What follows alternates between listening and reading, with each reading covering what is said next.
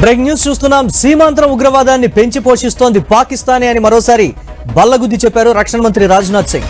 చైనాలో షాంఘై సహకార సంస్థ నిర్వహించిన రక్షణ మంత్రుల సమావేశానికి ఆయన హాజరయ్యారు. ఎస్సీఓ డాక్యుమెంట్ పై సంతకానికి ఆయన ససేమిరా అన్నారు.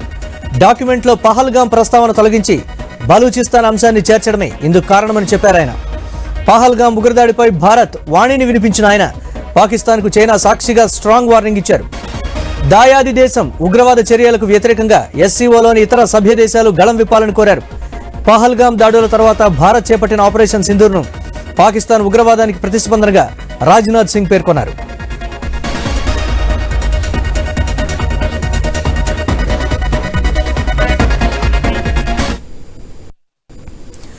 ఇక ఉగ్రవాదాన్ని ఎదుర్కోవడానికి ఆపరేషన్ సింధూర్ చేపట్టామని, అది తమ హక్కు అని స్పష్టం చేశారు. పాకిస్తాన్లో ఉగ్రవాద మౌలిక సదుపాయాలను నిర్వీర్యం చేయడానికి ఆపరేషన్ సింధూర్ చేపట్టినట్టు చెప్పారు.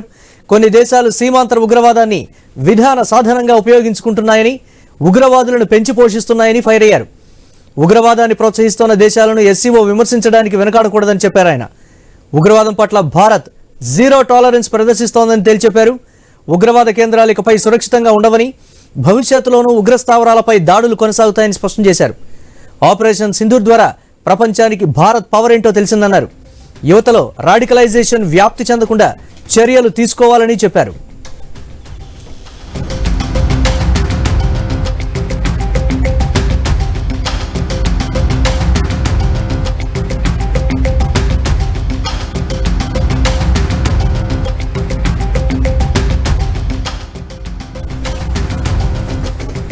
బ్రేక్ న్యూస్ చూస్తున్నాం. సీమాంతరం ఉగ్రవాదాన్ని పెంచి పోషిస్తోంది పాకిస్తానే అని మరోసారి బల్లగుద్ది చెప్పారు రక్షణ మంత్రి రాజ్నాథ్ సింగ్. చైనాలో షాంఘై సహకార సంస్థ నిర్వహించిన రక్షణ మంత్రుల సమావేశానికి ఆయన హాజరయ్యారు. ఎస్సీఓ డాక్యుమెంట్ పై సంతకానికి ఆయన ససేమిరా అన్నారు.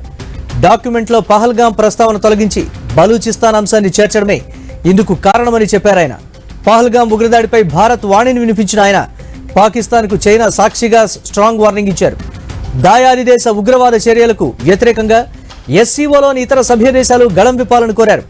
పహల్గాం దాడుల తర్వాత భారత్ చేపట్టిన ఆపరేషన్ సింధూర్ను పాకిస్తాన్ ఉగ్రవాదానికి ప్రతిస్పందనగా రాజ్నాథ్ సింగ్ పేర్కొన్నారు.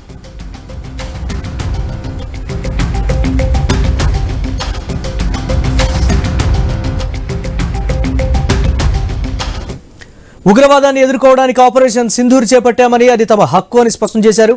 పాకిస్తాన్లో ఉగ్రవాద మౌలిక సదుపాయాలను నిర్వీర్యం చేయడానికి ఆపరేషన్ సింధూర్ చేపట్టినట్టు చెప్పారు. కొన్ని దేశాలు సీమాంతర ఉగ్రవాదాన్ని విధాన సాధనంగా ఉపయోగించుకుంటున్నాయని, ఉగ్రవాదులను పెంచి పోషిస్తున్నాయని ఫైర్ అయ్యారు.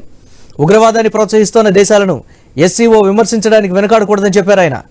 ఉగ్రవాదం పట్ల భారత్ జీరో టాలరెన్స్ ప్రదర్శిస్తోందని తేల్చెప్పారు. ఉగ్రవాద కేంద్రాలు ఇకపై సురక్షితంగా ఉండవని, భవిష్యత్తులోనూ ఉగ్రస్థావరాలపై దాడులు కొనసాగుతాయని స్పష్టం చేశారు. ఆపరేషన్ సింధూర్ ద్వారా ప్రపంచానికి భారత్ పవర్ ఏంటో తెలిసిందన్నారు. యువతలో రాడికలైజేషన్ వ్యాప్తి చెందకుండా చర్యలు తీసుకోవాలని చెప్పారు.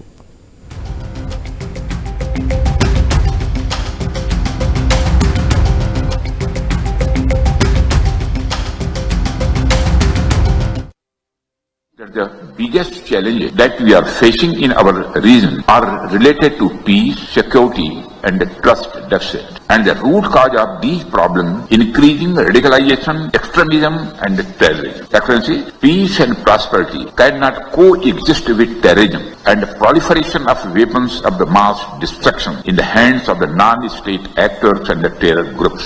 Dealing with these challenges require decisive action, and we must unite in our fight against these evils for our collective safety and security. It is imperative that those who sponsor, nurture and utilize terrorism for their narrow and selfish ends must bear the consequences.